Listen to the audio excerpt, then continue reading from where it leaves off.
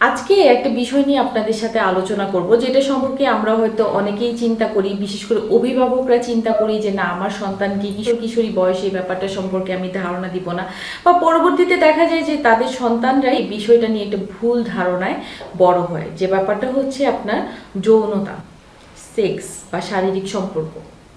এই ব্যাপারটা আপনার অনেকের ক্ষেত্রেই আমরা চিন্তা করি আমি আমার সন্তানদেরকে এটা শিক্ষা দিব না, আমি আমার ভাই বোনকে এটা বলবো না, এটা অনেক লজ্জাকর একটা ব্যাপার, আমি এটা শেয়ার করতে যাব না।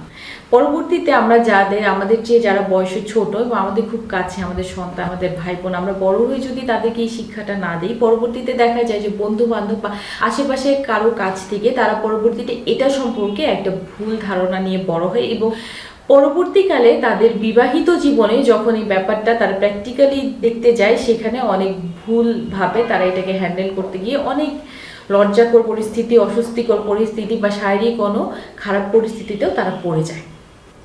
তো সেক্স বা শারীরিক সম্পর্ক নিয়ে যে ভুল ধারণাগুলো আমাদের মধ্যে আছে, এবং এটা সম্পর্কে কিছু ধারণা আজকে আপনাদের সাথে তুলে ধরবো।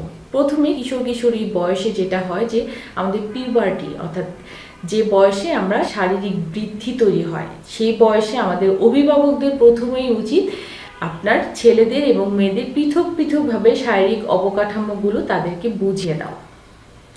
দ্বিতীয়ত হচ্ছে, যখন শারীরিক বৃদ্ধি হয় তখন ছেলেদের যেরকম বৃদ্ধি হয়, মেয়েদেরও বিভিন্ন স্থানে আপনার হচ্ছে বৃদ্ধি শুরু হয়, এবং তাদের সবচেয়ে ইম্পর্টেন্ট যে বৃদ্ধিটা আসে সেটা হচ্ছে আপনার পিরিয়ড বা মাসিক। এটা সম্পর্কে আমরা মেয়েরা হয়তো জানি বা মেয়েদেরকে ধারণা দেওয়া হয়, কিন্তু আমরা ছেলেরা অনেকেই ওই কিশোর বয়সটাই চিন্তা করি কি মেয়েদের এই ব্যাপারটা হয়েছে, এরকে নিয়ে একটু হাসাহাসি করলাম, বন্ধুদেরকে নিয়ে একটু মজা করলাম, বা মেয়েদের এই জিনিসটাকে আমরা একটু নেগলিজেন্সি বা অবহেলার ভিতরেই দেখি।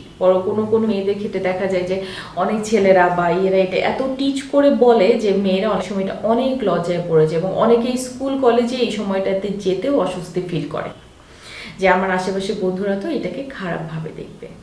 এটা আসলে কোনো খারাপ ধারণার কিছু নাই। পিরিয়ড বা মাসিক ব্যাপারটা হচ্ছে কিন্তু আপনার যে প্রতি মাসে মেয়েদের একটি রক্তপাত আপনার হবে, প্রতি মাসে একটা করে ডিম্বাণু মেয়েদের তৈরি হচ্ছে, এবং পিরিয়ডের মাধ্যমে এই ডিম্বাণুটা আপনার, যেহেতু আপনার এই ডিম্বাণুটা আপনার জাইগোট বা ভ্রূণ যেটাকে বলি, যেহেতু আপনার পরিপূর্ণ হচ্ছে না, অতএব এইটা আপনার প্রাকৃতিক নিয়মে শরীরের মাধ্যমে এটা আপনার ক্ষয় হয়ে শরীর থেকে বের হয়ে যাচ্ছে।